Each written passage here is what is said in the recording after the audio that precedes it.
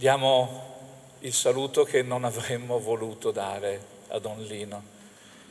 Non siamo pronti umanamente a distaccarci da lui. Un addio che nessuna delle poco meno 2000 persone avrebbe voluto dare a Don Lino Bertollo, morto nell'incidente di domenica scorsa lungo la Feltrina a Quero, dove si stava recando per celebrare una messa nella locale casa di riposo. Chiesa gremitissima, quella di Onigo, dove Don Lino era parroco con Pederobba.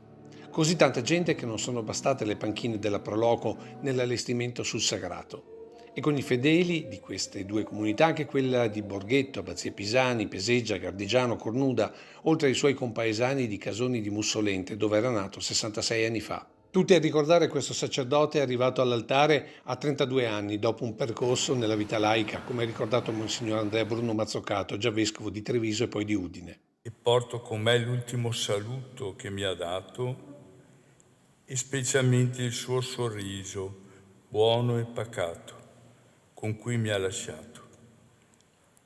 Era il sorriso che avevo conosciuto sul suo volto fin dagli anni di seminario, quando come rettore lo avevo accompagnato al sacerdozio 28 anni fa. Anche per questo il vuoto che ha lasciato repentinamente Don Lino è grande, come ha sottolineato il vescovo di Treviso che ha presieduto la cerimonia. È un dolore, per così dire, di famiglia. Viene a mancare di colpo, senza preavviso, un padre, un fratello, un amico, un punto di riferimento, una guida, un sostegno nelle tante situazioni della vita che un parroco si trova a condividere con la sua gente. Ecco la sua esperienza d'amore da allora per tutta la sua vita. Per il Signore non è mai troppo tardi.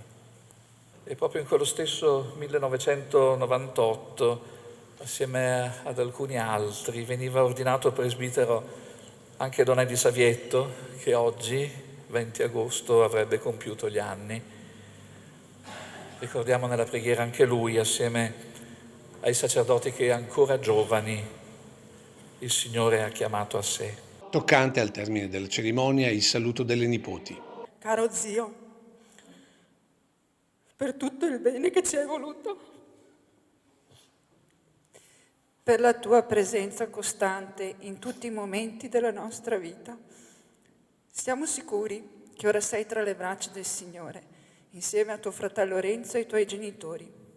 Aiutaci a superare questo momento di prova. E con l'ultimo saluto delle comunità e dei sacerdoti anche i fiori di tanti bambini a cui ogni settimana faceva catechismo, mentre guardando al grappa la banda all'esterno intonava Il Signore delle Cime.